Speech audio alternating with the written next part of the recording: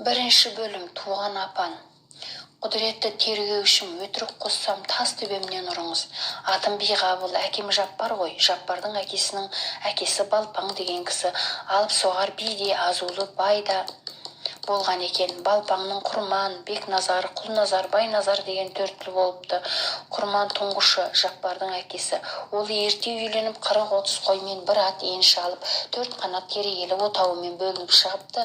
Қойдан қоңыр мінезімен қоңыр күйлі домбырашы болған екен. Ондайға мал құралған ба, ұзамай бай інілеріне жалбарынды күйге түсіпті. Солардың астығын диірменге апара жатқанда түйеден жығылып мерт болыпты. 40 жасқа жетер-жетпесте ғана өмір көріпті. Балпаңның байлығы қара шаңырағы иелерінде, кішілерінде қалған екен. Мал шаруашылығымен айналысатын халықтың жер суы малға тиесілі меншік қой. Мал қай жаққа кетсе, жер суда сол жақта болмақ. Құрманның 10 шақты қойы жер суға таласа алсын ба, 7-сі мен 40-ына жетпей құрыпты. Одан қалған кішкентай 3 жетім қып-қызыл борбайларын отқа қақтап отырыпты да қалыпты. Оның ішінде отқа мініп отырса да жыламайтын естиярлаулары Жаппар екен. Ал оның Айсапа, Нұрсапа дейтін інілері әкесі өлісімен ақ қылмысқа кіріптар болыпты. Жылауық болып алыпты. Қасіреттен өлгелі жүрген шешенің құлағын ыңғырлап, мен шұқып жегендей күндіз-түні бебеулеп кеп отырады екен. Егін салмайтын малшы ауылдардың балалары малдан айырылса тамаққа жарай ма? Оның үстіне бүтін үрек киімдері де жоқ. Оларға желді сүркей күндері 40 шоқпыт киіз үйдің көмусіз іргесі қандай айбынды. Тергеушінің қабағындай ызғардан қысылған кішкене қылмыстылар бүрісіп отқа тығылады екен. Қарның ашса от жақ, тоңсаң от жақ дейді екен шешесі. Тозған шүберекке тері жапсырудан қолын босата алмай отырып, төмен қараған бойы жылағандарын осы нұсқауларымен жұбатқан болады екен. Бұл сөзді ұғарлық Жаппары отынға жүгіреді екен. Сонда 10 шақты тал шырпыдан ала ғапыл-ғұпыл қайта жүгіріп кіріп, апа, насыбайым тоңып кетті деп дірдек қағып, отты аяғымен көсеп жібереді екен. Аяғым ғой, еш нәрсе болған жоқ, бұтым, маған шалбар тігіп берсең, отынды үйіп тастаймын. Жастай әжім басып, мейіздей семген мейіз ана Жаппарының көсеуіне көзінің астымен қарап қойып, ауыр күрсінеді екен. Үлкен үйден бір қойдың терісін сұрап әкеліп, оған ежағып қойдым, екеуіңе шалбар шығады.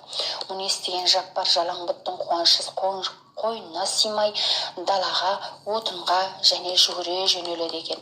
Сөйтіп жүріп, қылмысқа белшесінен батыпты. Кіші әкелерінің қой қорасының төбесі тесік-тесік болыпты да қалыпты. Оған жапқан бұта шырпыларын шөкімдеп ұрлап тауысыпты. Сөйтіп, отынмен азын-аулақ қамдай алса да үйдегі азан-қазан құрсақ дауын кішкене жәкең шешіп бере алсын ба?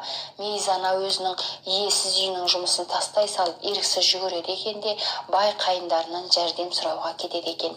Қайындары ұялғандарынан азын-аулақ көмек етсе де, көмектің ақыры мейізді күңдікке айландырыпты. Абысындары кезек-кезек жұмысқа салатын болыпты. Оны істемесе, үйдегі күшіктері күн көрсетер ме? Жесір ананың өмірі үшін дүниеде жас жетімдердей жауыз қылмыскер жаралмаған болса керек.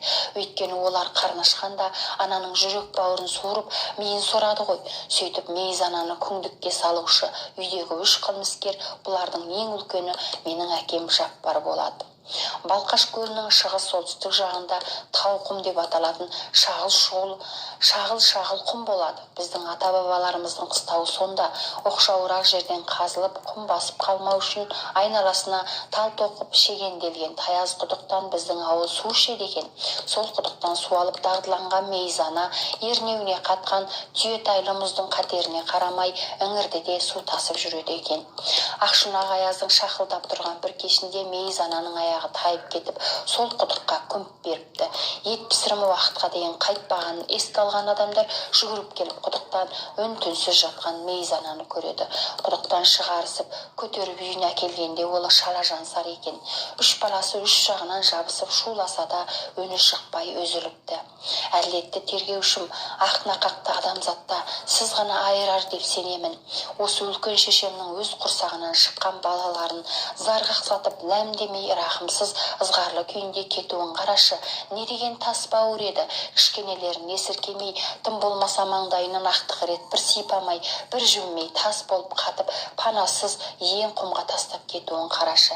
Неткен